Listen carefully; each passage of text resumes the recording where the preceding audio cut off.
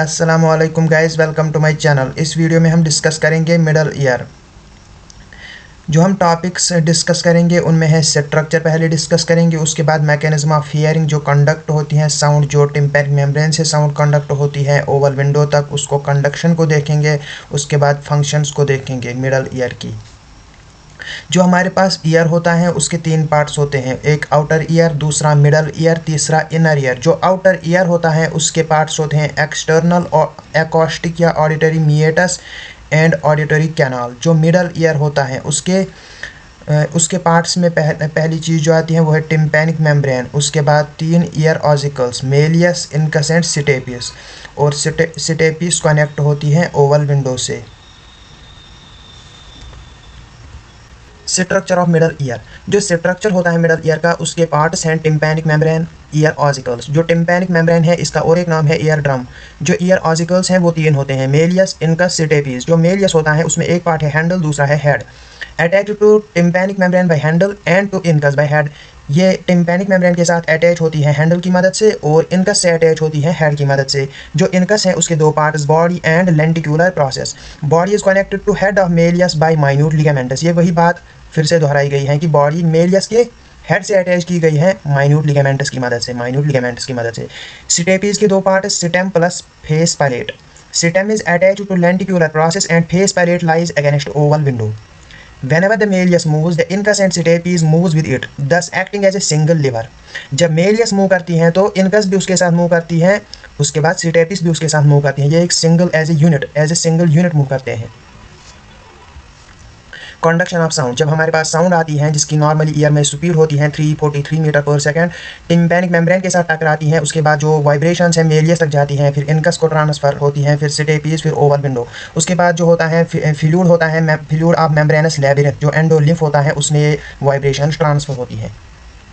Functions of middle ear, जो middle ear के functions, conduction of sound from ear in external ear to the fluid in internal ear. Second, impedance matching to amplify sound, then protection from loud sounds, attenuation reflex. Fourth, efficient transmission, critical damping of tympanic membrane to mask low frequency sounds and transmit sounds in vocal frequency range. हम इनको अच्छी तरह से discuss करेंगे। पहले हम discuss करेंगे impedance matching by ossicular system. impedance matching किस चीज़ को कहते हैं? इम्पीडेंस मैचिंग हम इंक्रीज करते हैं एम्पलीट्यूड किसका, जो हमारे पास वेव आती है उसका एम्पलीट्यूड इंक्रीज करते हैं ताकि जो एंडोलिम्फ है उसमें साउंड एफिशिएंटली ट्रांसफर हो जाए। Ossicular system decreases distance but increases force of movement of stapes. जो ऑसिक्यूलर सिस्टम है जितनी मूव करती है मेलियस उससे 3/4 ही मूव करती है कौन, स्टेपिस। जो डिस्टेंस है वो कम होती है लेकिन जो फोर्स है वो बढ़ जाता है। जो स्टेपिस का फोर्स होता है वो 1.3 टाइम्स हो जाता है किसके, जो मेलियस पर फोर्स था। और यहाँ पर जो टिम्पैनिक मेम्ब्रेन का एरिया होता है वो होता है 55 मिलीमीटर स्क्वायर और जो स्टेपिस का एरिया होता है वो 3.2 मिलीमीटर स्क्वायर। इससे जब एरिया कम हो जाता है तो इसकी वजह से भी क्या बढ़ता है, इसकी वजह से भी फोर्स बढ़ता है। हमारे पास ये जो दो रीजंस हैं, ये जो दो काजेस हैं, इनकी वजह से टोटल फोर्स जो इंक्रीज होता है वो होता है 22 times force is exerted on fluid of cochlea as is exerted on the tympanic membrane by sound waves. जो इनर्शिया होता है फ्लूइड का वो ज़्यादा होता है, बहुत ज़्यादा होता है इनर्शिया ऑफ ईयर के। सो मोर फोर्स इज रिक्वायर्ड। हमें इतना ज़्यादा फोर्स क्यों चाहिए? आखिरकार करना क्या है उस फोर्स का, वो इसलिए चाहिए कि जो ईयर होता है उसका इनर्शिया कम होता है लेकिन जो फ्लूइड होता है उसका इनर्शिया ज़्यादा होता है। ईयर जो है, जब ईयर आई, साउंड आया हमारे कान में, जब साउंड आई तो उसको अंदर जाके क्या करना है, उसको अंदर जाके फ्लूइड में वो ट्रांसफ़र करनी है, कौन, वेव्स ट्रांसफ़र करनी है फ्लूइड में। तो फ्लूइड का इनर्शिया ज़्यादा होता है, ये तो ऐसे नहीं हो सकता। इसीलिए जो है ऑसिक्यूलर सिस्टम है ये एम्पलीट्यूड इंक्रीज़ करता है और जो है अच्छी तरह से उन वेव्स को ट्रांसफ़र करता है एंडोलिम्फ में।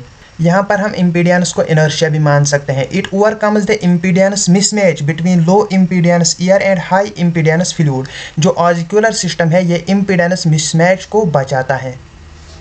जो इम्पीडेंस है इम्पीडेंस मैचिंग नॉर्मल होती है 50 to 70% ऑफ परफेक्ट। पर ऑफ परफेक्ट का मतलब यह है कि हम आइडियल जो लेते हैं उसका 50 to 70% ही होती है impedance matching. Attenuation of sound, इसका मतलब है कि एम्पलीट्यूड डिक्रीज़ करना, ताकि जो बहुत ज़्यादा ज़ोर से साउंड्स आती हैं उनसे हमारे कान को कुछ नुकसान ना पहुँचे। ये दो मसल्स से होती है ये एटेन्यूएशन। पहली है टेंसर टिम्पैनी मसल, दूसरी स्टेपिडियस मसल।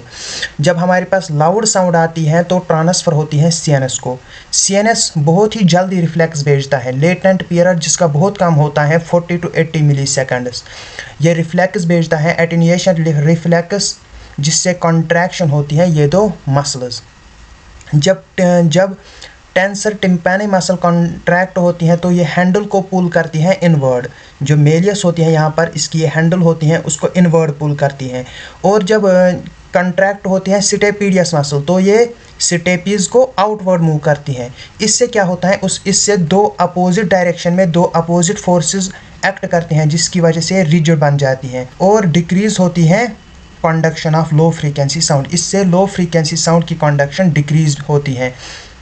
एक इसने बचाया कोचलिया को डैमेज होने से, बहुत ज़्यादा ज़ोर की साउंड से, और दूसरा इसने मास्क किया लो फ्रीक्वेंसी साउंड्स को। जो हमारे पास नॉइजेस होती हैं उनको क्या करता है, मास्क करता है। हम ज़्यादातर अगर हम बहुत ज़्यादा सेंसिटिव हो जाएंगे, जो बहुत कम फ्रीक्वेंसी वाले नॉइजेस होंगे तो हमारी जो डे टू डे लाइफ है उसमें प्रॉब्लम आ जाएगी।